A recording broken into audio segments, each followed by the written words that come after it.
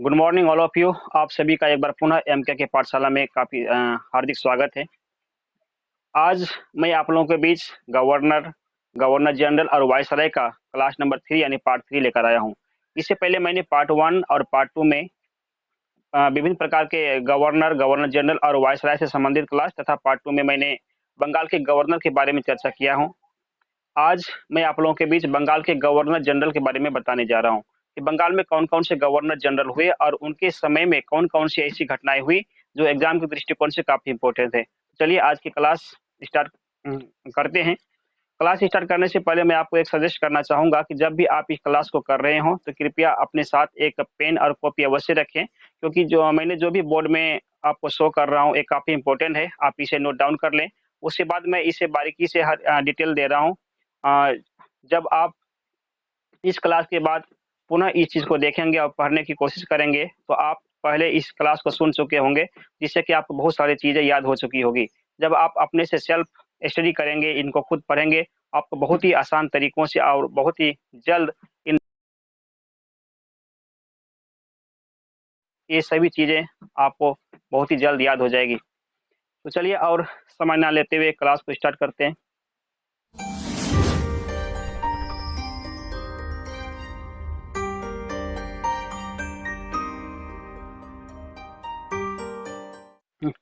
तो आज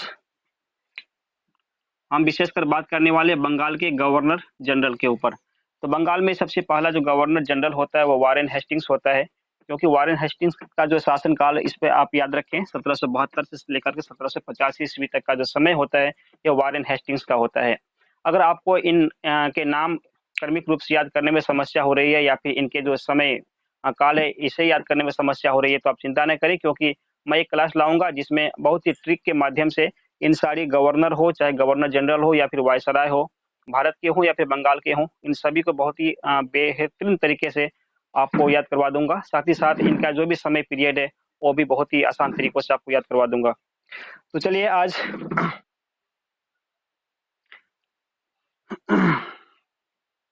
तो सबसे पहले बात कर रहे हैं वारेन हेस्टिंग्स के बारे में, जिनका जो पीरियड है 1772 से लेकर के 1750 ईस्वी तक का होता है। तो बंगाल इनका जो 1772 था, तो मैंने पहले बताया था कि 1773 ईस्वी में एक रेगुलेटिंग एक्ट पास होता है। उस एक्ट के तहत जो बंगाल में पहले गवर्नर का सिस्टम चल रहा था, उस सिस्टम को बंद करके, उस पद को समाप्त करके बंगाल में गवर्नर जनरल का पद स्थापित कर दिया जाता है। तो यहाँ पर 1772 ईस्वी से जब शासन स्टार्ट होता है वारेन हेस्टिंग्स का, इसका मतलब ये हुआ कि वारेन हेस्टिंग्स गवर्नर जनरल बनने से पहले ही बंगाल में शासन कर रहे थे, और वह किस रूप से? वह गवर्नर के रूप में। जब 1773 ईस्वी में गवर्नर का पद समाप्त होकर के वारेन इसका गवर्नर जनरल का पद स्थापित होता है, तो उसी समय वारेन हेस्टिंग्स फिर से उसी पद पर स्थापित हो जाते हैं, यानी कि गवर्नर जनरल के रूप में फिर से वे कार्य करना प्रारंभ कर देते हैं बंगाल में। इस प्रकार से एक पहला प्रश्न यहाँ पर ये बनता है कि बंगाल का जो सबसे पहला गवर्नर जनरल होगा, कौन होगा? वारेन हेस्टिंग्स होगा। उसके बाद नीचे देख रहे हैं तो 1772 ईस्वी में द्वैध शासन को वारेन हेस्टिंग्स समाप्त कर देते हैं, क्योंकि रॉबर्ट क्लाइव के द्वारा जब 1765 ईस्वी में द्वैध शासन लगाया था, उस समय 1770 ईस्वी में इस शासन के प्रकोप के कारण ही काफ़ी भयंकर अकाल पड़ा था बंगाल में। इस अकाल की वजह से ही, इस भुखमरी की वजह से ही वारेन हेस्टिंग्स ने इस शासन को समाप्त कर देता है, यानी द्वैध शासन को पुनः ये समाप्त कर देते हैं। कब करते हैं? तो 1772 ईस्वी में करते हैं। आप इस डेट को भी याद रखेंगे कि द्वैध शासन का समापन कब होता है? तो 1772 ईस्वी में होता है। उसके बाद अगला है 1774 ईस्वी में प्रथम एससी की स्थापना हुई, यानी कि एससी यानी सुप्रीम कोर्ट की स्थापना होती है। कहाँ पर होती है? तो कलकत्ता में होती है। तो 1774 ईस्वी में कलकत्ता में प्रथम उच्च न्यायालय की स्थापना हो जाती है, जिसका chief justice sir Elijah Impey बनते हैं। उसके बाद 1784 ईस्वी में कलकत्ता में एशियाटिक सोसाइटी की स्थापना भी सर विलियम जोन्स के द्वारा कर दी जाती है। तो यहाँ पर ये भी, इसका भी डेट याद रखेंगे कि एशियाटिक सोसाइटी की स्थापना कलकत्ता में कब होती है? तो 1784 ईस्वी में होती है। और इस समय अगर गवर्नर जनरल की बात की जाए तो वह वारेन हेस्टिंग्स होगा, क्योंकि वारेन हेस्टिंग्स का जो समय है 1772 ईस्वी से लेकर के 1750 ईस्वी तक होता है। आपको विशेष कुछ याद नहीं रखनी, बल्कि आप सिर्फ इनका डेट याद रखें 1772 से 1785 और कौन सी घटना किस डेट में हुई है, बस ये थोड़ा सा ध्यान में रखें कि एशियाटिक सोसाइटी की स्थापना जो है 1784 ईस्वी में हुई थी। अब इसी समय पीरियड के माध्यम से हम निकाल सकते हैं कि कौन सा गवर्नर जनरल उस समय रहा होगा। उसके बाद एक घटना होती है इस घटना का नंद कुमार का केस, जिसे हम न्यायिक हत्या के नाम से भी जानते हैं। यह घटना इस प्रकार से होती है कि नंद कुमार एक राजा होता है। उन्होंने वारेन हेस्टिंग्स पर आरोप लगाता है कि वे नवाब की पत्नी से घूस लिए हैं। यह बात सुनकर के जो वारेन हेस्टिंग्स को उससे गुस्सा आता है और वो जाकर के सर एलिजा एमपी से मिल करके उन्होंने इसी नंद कुमार के विरुद्ध एक केस बना देते हैं और उल्टा इसी को फंसा करके इसे आखिरकार फांसी पर लटका देते हैं। तो यह इंग्लैंड की संसद ने नंद कुमार को 1728 ईस्वी के तहत जो कानून पारित किया गया था, उसके तहत उन्होंने 5 अगस्त 1775 ईस्वी को कलकत्ता में ही फोर्ट विलियम के सामने नंद कुमार को फांसी पर लटका देते हैं। चूंकि यह घटना एक निर्दोष व्यक्ति की हत्या को दर्शाती है, क्योंकि नंद कुमार एक निर्दोष व्यक्ति थे और उल्टा ही उसे इस केस में फंसा करके उसे जब फांसी की सजा दे दी जाती है, तो इस घटना की संपूर्ण भारत के साथ साथ इंग्लैंड में भी काफी आलोचना होती है और इसी घटना को ही इतिहास में न्यायिक हत्या के नाम से जानी जाती है। उसके बाद होता है हेस्टिंग्स पर महाभियोग। जब हेस्टिंग्स का कार्यकाल समाप्त हो जाता है तो वे पुनः ब्रिटेन चले जाते हैं। क्योंकि इनके कारण ही नंद कुमार की हत्या हुई थी, इस वजह से ब्रिटेन के संसद में भी इनके ऊपर महाभियोग लगा दिया जाता है, जो कि 1786 ईस्वी तक 1786 से 1793 ईस्वी तक इसके ऊपर महाभियोग की कार्रवाई चलती है। लेकिन फाइनली जो महाभियोग के समय वारेन हेस्टिंग्स को निर्दोष साबित कर दिया जाता है और वो इस अभियोग से बच निकलते हैं। तो ये सभी जितनी भी चीजें थी, ये वारेन हेस्टिंग्स के समय होने वाली घटनाएं थी। आप इस घटनाओं को एक बार पुनः मैं रिकॉल कर देता हूं, ताकि आपको पुनः फिर से सभी यादें तरोताजा हो जाए। तो यही पढ़ने का प्रोसेस होता है कि जब आप एक बार किसी भी चीज को पढ़ चुके होते हैं,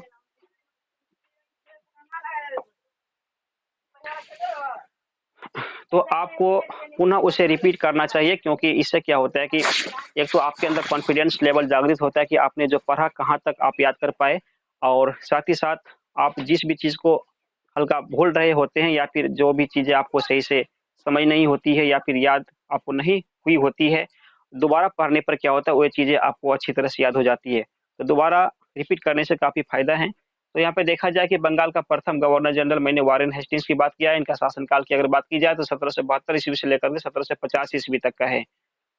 उसके बाद 1772 ईस्वी में वारेन हेस्टिंग्स ने द्वैत शासन का अंत कर देता है। 1774 ईस्वी में प्रथम सुप्रीम कोर्ट की स्थापना होती है। कहाँ पर? तो कलकत्ता में होती है। उसके बाद कलकत्ता में प्रथम सुप्रीम कोर्ट की स्थापना होती है 1774 ईस्वी में। उसके बाद 1784 में कलकत्ता में एशियाटिक सोसाइटी की स्थापना होती है, जो कि सर विलियम जोन्स के द्वारा किया जाता है। उसके बाद नंद कुमार पर झूठा मुकदमा लगाकर वारेन हेस्टिंग्स ने उसे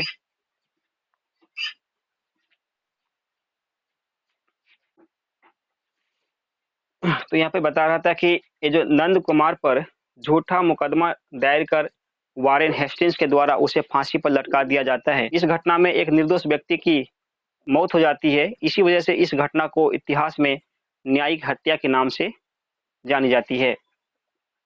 उसके बाद वारेन हेस्टिंग्स का जब कार्यकाल समाप्त होता है तो फाइनली वह ब्रिटेन जाते हैं। ब्रिटेन में भी इसके ऊपर महाभियोग की कार्रवाई होती है, क्योंकि इनके कारण ही एक निर्दोष व्यक्ति की भारत में हत्या हो जाती है। तो यह जो महाभियोग की कार्रवाई है वारेन हेस्टिंग्स के ऊपर 1786 ईस्वी से लेकर के 1793 ईस्वी तक के बीच होती है। लेकिन इस महाभियोग में भी वारेन हेस्टिंग्स बच निकलते हैं और उसे अब उसके बाद यहाँ पर देखा जाए दूसरा गवर्नर के रूप में वारेन हेस्टिंग्स के बाद लॉर्ड कॉर्नवालिस आते हैं, जिनका शासनकाल 1786 ईस्वी से लेकर के 1793 ईस्वी तक के होता है। इनके बीच में भी बहुत सारी घटनाएं हुई। चलो एक नजर डालते हैं कि आखिर इनके समय में कौन कौन सी महत्वपूर्ण घटनाएं हुई हैं। तो सबसे पहला था कि सिविल सेवा का जन्मदाता। आप याद रखेंगे कि कॉर्नवालिस को सिविल सेवा का जन्मदाता माना जाता है, क्योंकि सिविल सेवा सबसे पहले ब्रिटेन में होता था, ब्रिटेन के लोगों के द्वारा ही इसे चुना जाता था। 1853 ईस्वी में, कब? तो 1853 ईस्वी में सिविल सेवा में लोगों का सिलेक्शन करने के लिए एग्जाम की व्यवस्था की गई। उसके बाद 1923 ईस्वी में इनका चयन भारत में भी होने लगा। तो 1923 ईस्वी में इनका चयन भारत में भी होने लगा। उससे पहले 1853 ईस्वी में इस सिविल सेवा में लोगों का सिलेक्शन करने के लिए एग्जाम की व्यवस्था की गई थी। और इन सभी का जो लाने का सबसे प्रमुख श्रेय जो जाता है वह होता है कॉर्नवालिस को। इसके साथ साथ सिविल सेवा यानी कि आईएएस की जो एग्जाम होती है, आईएएस का एग्जाम यानी कि सिविल सेवा का जो आयोजन था वह लॉर्ड कॉर्नवालिस के द्वारा ही किया गया था। आईएएस को सबसे पहले आईसीएस कहा जाता था। आईसीएस कहा जाता, पुलिस सेवा का जो जन्मदाता है, पुलिस सेवा का जो जन्मदाता है उसे लॉर्ड कॉर्नवालिस को ही कहा जाता है। यानी कि आईपीएस का जन्मदाता लॉर्ड कॉर्नवालिस और सिविल सेवा का जन्मदाता लॉर्ड कॉर्नवालिस, यानी दोनों ही सेवाओं का जन्मदाता लॉर्ड कॉर्नवालिस को ही कहा जाता है। उसके बाद है अस्थायी बंदोबस्त। अस्थायी बंदोबस्त की जो व्यवस्था प्रारंभ की गई 1793 ईस्वी में। तो आप इसे भी याद रखेंगे कि अस्थायी बंदोबस्त की जो सेवा प्रारंभ की गई, यह लॉर्ड कॉर्नवालिस के द्वारा ही किया गया था।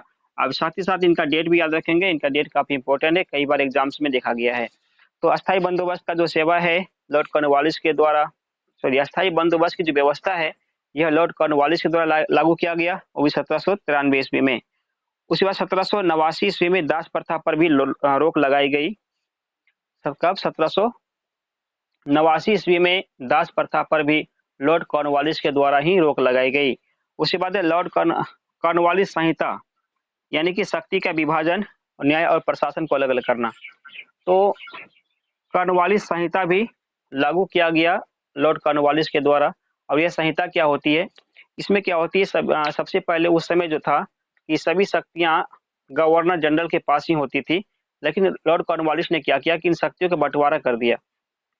वह किस रूप में किया कि प्रशासन शक्ति को अलग रखा गया और न्यायिक शक्ति को अलग रखा गया। दोनों ही शक्तियों को दो अलग अलग क्षेत्रों में विभाजित कर दिया गया।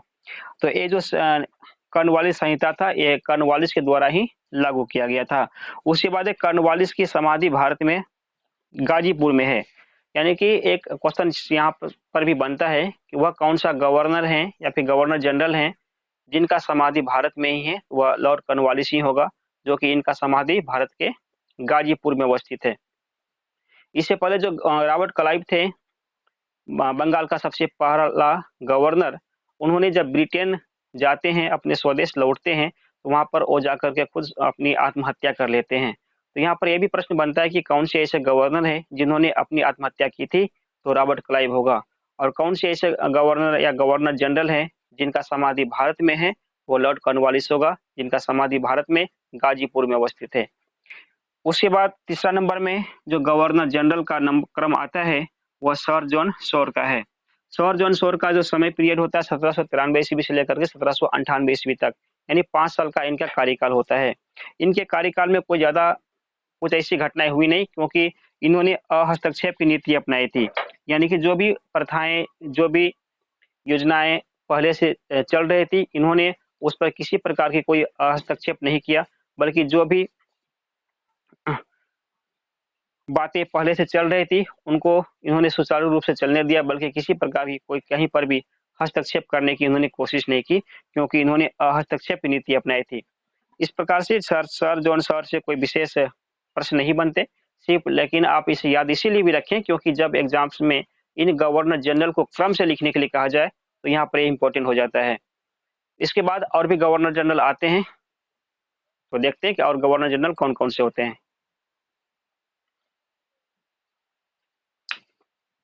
चलिए, इसके बाद जो अगला गवर्नर जनरल है लॉर्ड वेलेस्ली, इनका शासनकाल 1798 ईस्वी से लेकर के 1805 ईस्वी तक के बीच का होता है। इनके बीच में जो महत्वपूर्ण घटनाएं हुई वह थी सहायक संधि।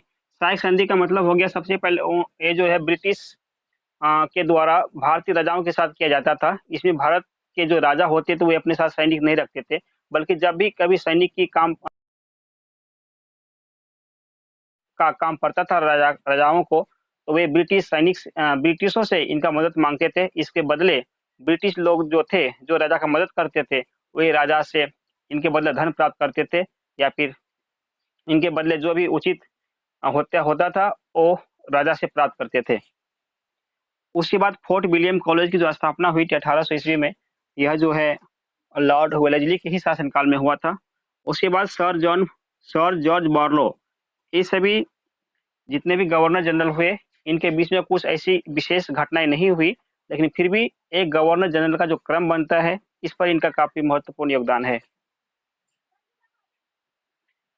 तो सर जॉर्ज बारलो के बाद लॉर्ड मिंटो आते हैं, जिनका शासनकाल 1807 ईस्वी से 1813 ईस्वी तक के बीच का होता है, और जॉर्ज बारलो का 1805 से 1807। उसके बाद लॉर्ड मिंटो का 1807 से लेकर के 1813 ईस्वी तक के बीच का इनका शासन होता है। इन्होंने रंजीत सिंह के साथ एक संधि किया था अमृतसर में, जो 1809 ईस्वी में, और इनके अलावा कोई खास इनसे भी प्रश्न नहीं आते हैं।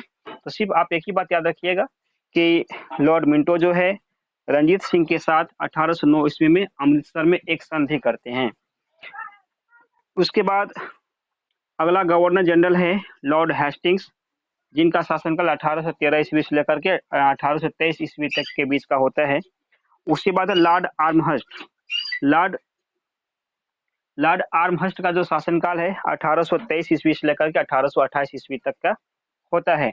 इस प्रकार से आपने देखा कि आज इस क्लास में बंगाल के जितने भी गवर्नर जनरल हुए थे, उनका नाम एक क्रमिक तौर पर, साथ ही साथ इनके समय में जो भी महत्वपूर्ण घटनाएं हुई, इस पर भी मैंने चर्चा किया है। मुझे उम्मीद है कि क्लास आप सभी को बहुत ही पसंद आया होगा। तो अगर ये क्लास वाकई अच्छी लगी हो तो इसे शेयर अवश्य करें, और इसी के साथ मैं इस क्लास को इसी जगह पे एंड करता हूँ। अगला क्लास में आप लोग के लेकर आऊँगा कि भारत में कौन-कौन से प्रमुख गवर्नर जनरल हुए और उनके द्वारा उनके समय में कौन-कौन से महत्वपूर्ण कार्य हुए। चलिए ठीक है, फिर मिलते हैं नेक्स्ट क्लास में। बाय।